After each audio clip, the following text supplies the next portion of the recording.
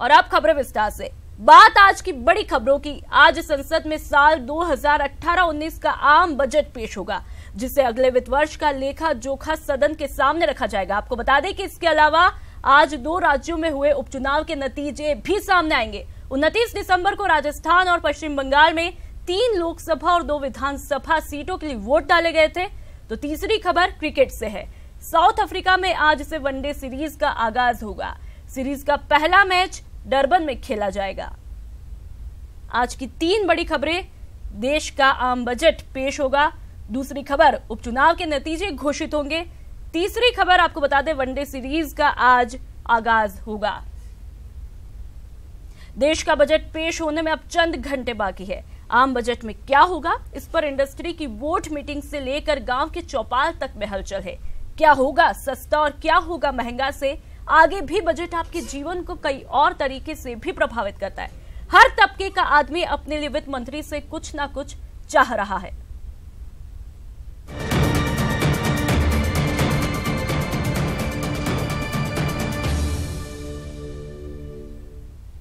पूरा देश वित्त मंत्री से बजट में अपने मुताबिक सुविधाओं और घोषणाओं की उम्मीद कर रहा है। बजट सत्र के पहले दिन प्रधानमंत्री ने बजट को लेकर बड़ी उम्मीदें भी जगा दी। अगले साल होने वाले लोकसभा चुनाव की वजह से भी लोगों को भरोसा है कि इस बार अरुण जेटली के बजट में कड़वे डोज की जगह कुछ मीठा होने की गुंजाइश ज्यादा है। तो कैसा होगा आपके सपनों का बजट, देखिए रिपोर्ट।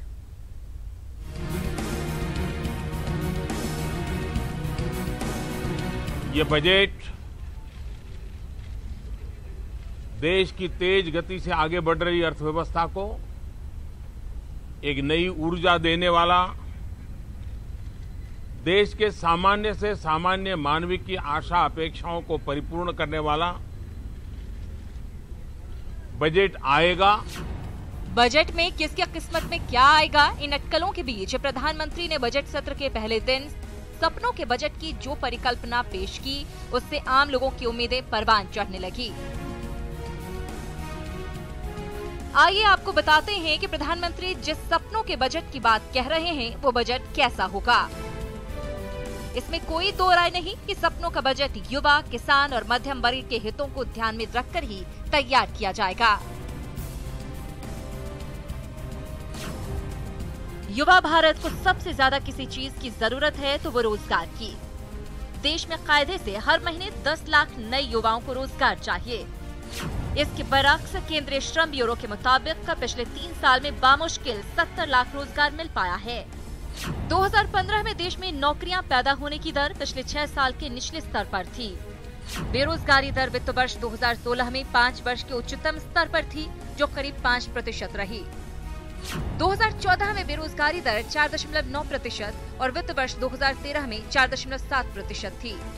बजट में भारत की राष्ट्रीय रोजगार नीति की घोषणा हो सकती है, जो देश के विभिन्न सेक्टरों में नौकरियां पैदा करने की राह आसान करेगी। रोजगार नीति में नौकरियां देने वालों के लिए इंसेंटिव्स और एंटरप्राइजेस को आकर्षित करने के लिए सुधार की गुंजाइश बनती है। इसके अलावा सरकार का फोकस छोटे और मझोले उद्योगों पर होगा। 2022 तक किसानों की आय को दोगुना करने के वादे के लिए मोदी सरकार को कई कदम उठाने हैं। इसके लिए जरूरी है खेती को फायदे का धंधा बनाना, खेती की लागत घटाना और कुदरती मार के नुकसान की भरपाई करना। बजट में किसानों के लिए बीज और उर्वरक पर सब्सिडी के दायरे को और मजबूत करने के प्रावधान हो सकते हैं। कृषि क्षेत्र में सुधार करने के मद्देनजर सरकार इस बजट में मनरेगा के लिए फंड में बढ़ोतरी कर सकती है। किसानों को फसलों की सही कीमत मिल सके, इसके लिए बजट में कुछ प्रावधान हो सकते हैं। वहीं सरकार कृषि निर्यात बढ़ाने के लिए नई घोषणाएं कर सकती है। ऐसा इसलिए क्योंकि जब भी निर्यात बढ़ता है तो कृषि उत्पादों की कीमतें नियंत्रण में रहती हैं और इसका किसानों को फायदा मिलता है।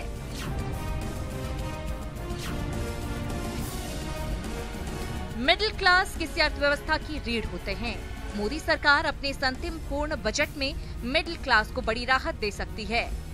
सरकार आयकर छूट की सीमा को 2.5 लाख से बढ़ाकर 3 लाख कर सकती है। बजट में सरकार टैक्स छूट सीमा बढ़ाने के साथ ही टैक्स स्लैब में भी बदलाव कर सकती है। सूत्रों के मुताबिक 5 से 10 लाख रुपए की सालाना आय पर 10%, 10 से 20 लाख रुपए पर 20% और 20 लाख रुपए से ज्यादा आय पर 30% टैक्स वाला स्लैब घोषित हो सकता है। Bureau report, ETV news. आम आदमी की जिंदगी रोटी, कपड़ा और मकान के दायरे में ही घूमती है और अपने घर का सपना हर किसी के लिए बड़ा सपना होता है। प्रधानमंत्री ने 2022 तक सभी के लिए आवास की परिकल्पना की है। क्या ये बजट आपको अपने सपने के घर के करीब ले जाएगा? आपके लिए घर का सपना कैसा होगा? पूरा देखिए ये रिपोर्ट।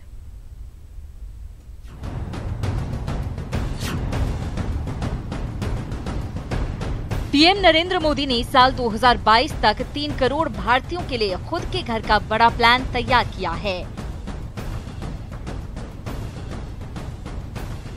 वित्त मंत्री इस बजट में प्रधानमंत्री आवास योजना के तहत ज्यादा से ज्यादा लोगों को सब्सिडी का फायदा देने का ऐलान कर सकते हैं। इस योजना में 6 लाख रुपए तक के इनकम वालों को राहत मिल सकती है। साथ ही बड़े साइज के घर को भी 6.5% इंटरेस्ट सब्सिडी के तहत लाया जा सकता है।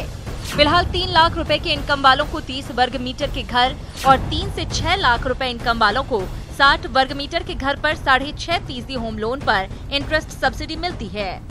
इसके अलावा वित्त मंत्री पहली बार घर खरीदने वालों को 50,000 रुपए तक की अतिरिक्त छूट दे सकते हैं। इस तरह होम लोन पर 2.5 लाख रुपए तक का सालाना इंटरेस्ट चुकाने वाले का स्लैब बढ़ाकर 3 लाख तक किया जा सकता है। रियल एस्टेट सेक्टर इसके लिए काफी वक्त से मांग कर रहा है। नोटबंदी, जीएसटी और रेरा की मार झेल रहे रियल एस्टेट की हालत अच्छी नहीं है। रियल एस्टेट पर हाल ही में आई नाइट फ्रैंक की रिपोर्ट के मुताबिक बड़े शहरों में नए प्रोजेक्ट लॉन्च में भारी गिरावट आई है और 2017 में घरों की बिक्री 7 साल के निचले स्तर पर पहुंच गई है। बिल्डरों का कहना है कि ज्यादा जीएसटी की वजह से प्रोजेक्ट्स पर असर पड़ा है और काम धीरे चल रहा है। बिल्डरों की मांग है कि अफोर्डेबल हाउसिंग की तरह और पूरे रेजिडेंशियल सेगमेंट को इंडस्ट्री का दर्जा मिलना चाहिए। इसके अलावा प्रोजेक्ट के लिए सिंगल विंडो क्लियरेंस की मांग भी काफी वक्त से हो रही है। जानकारों का मानना है कि अगर प्रधानमंत्री आवास योजना को सफल बनाना है तो घर खरीदारों के साथ बिल्डर्स को भी इंसेंटिव्स देने चाहिए और तभी पूरा हो सकेगा हर हिंदुस्तानी के घर का सपना। Bureau report, ETV news.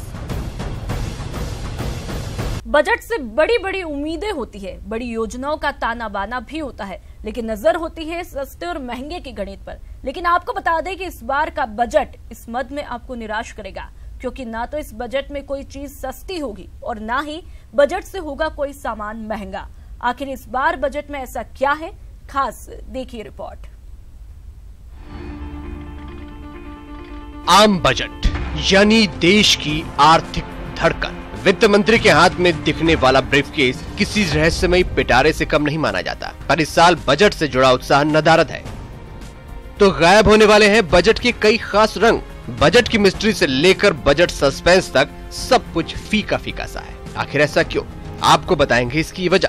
लेकिन जान लीजिए कि अब तक बजट को लेकर शेयर मार्केट से लेकर कंपनियों की बोर्ड मीटिंग तक और गृहिणियों के किचन से लेकर खलिहान तक चर्चा आम रहती थी कि इस बार बजट में क्या होगा सस्ता और किसकी कीमत में आएगी उछाल। पान सिगरेट की दुकान से लेकर ज्वेलरी शॉप तक जिस बजट को लेकर चर्चाएं आम थी, वो चर्चा इस बार नदारद है। तो इसके लिए जिम्मेदार है गुड्स एंड सर्विस टैक्स यानी जीएसटी। जीएसटी ने न सिर्फ देश की अर्थव्यवस्था को बदला, बल्कि इससे आम बजट के प्रारूप में भी बड़ा परिवर्तन आया। जुलाई से लागू जीएसटी ने इनडायरेक्ट टैक्स या प्रत्यक्ष कर को पूरी तरह से अपने में समाहित कर लिया। अब घरेलू सामान से लेकर इस्तेमाल में आने वाली हर चीज और सेवाओं के लिए टैक्स रेट तय करने का अधिकार जीएसटी काउंसिल के पास चला गया। अब बजट का रोमांच डायरेक्ट टैक्स, कस्टम ड्यूटीज के साथ ही अलग अलग मद में आवंटन और सरकार की नई योजनाओं तक सीमित हो गया है। जीएसटी ने बजट के रंग को कुछ फीका तो किया, लेकिन इसके कारण कालाबाजारी पर जबरदस्त अटैक भी हुआ, क्योंकि बजट से पहले कीमत बढ़ने के नाम पर कई चीजों की कालाबाजारी आम थी।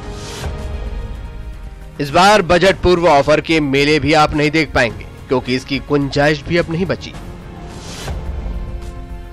तो आम बजट को लेकर राजनीति भी अब पुराने वक्त की बात हो गई है। दरअसल आम आदमी को सबसे ज्यादा प्रभावित करने वाली घरेलू उपयोग की वस्तुओं की कीमत को लेकर वित्त मंत्री पर इस बार कोई दबाव नहीं। हालांकि मिडिल क्लास को टैक्स स्लैब में राहत देने की मांग और इसे लेकर वित्त मंत्री पर थोड़ा दबाव तो रहेगा। फिर भी माना जा सकता है कि इस बार वित्त मंत्री के लिए अर्थव्यवस्था को मजबूती देने वाले सेक्टर पर फोकस करने का ज्यादा बड़ा मौका है। Bureau report, ETV news. Budget से हर शख्स की अपनी उम्मीदें होती है, लेकिन सबसे बड़ा इफेक्ट रसोई पर पड़ता है। तो चलिए सबसे पहले उन महिलाओं की सुनते हैं जो कि घर चलाती हैं। बजट में जैसे मैं चाहती हूँ कि जैसे अपनी स्कूल की फीस जैसे बहुत ज़्यादा है वो थोड़ी कम हो, बुक्स वगैरह कम हो, मतलब इसके कारण बहुत महंगाई बढ़ रही है। बिल्कुल। गैस सिलेंडर के ऊपर बोलना चाहती हूँ, बहुत ज़्यादा रेट इमीडिएटली बढ़े हैं। कुछ टाइम पहले 500 का सिलेंडर आता था, आज 700 के ऊपर सिलेंडर जा रहा है। कम बिजली हमारी डेली जो हमारी दैनिक उपयोग की है बहुत ज़्यादा, उसके पर यूनिट जो रेट्स हैं वो बहुत बढ़ते जा रहे हैं। राशन पानी जैसे बहुत ही ज़्यादा भाव बढ़ता जा रहा है, डेली का डेली तेलों में भी, चाय, दूध, शक्कर सब में बढ़ोतरी होता जा रहा है। थोड़ा ये सब कम होना चाहिए। पेट्रोल का दाम थोड़ा कम होना चाहिए, दिन ब दिन बढ़ते जा रहा है, हमको बहुत दिक्कत होती है।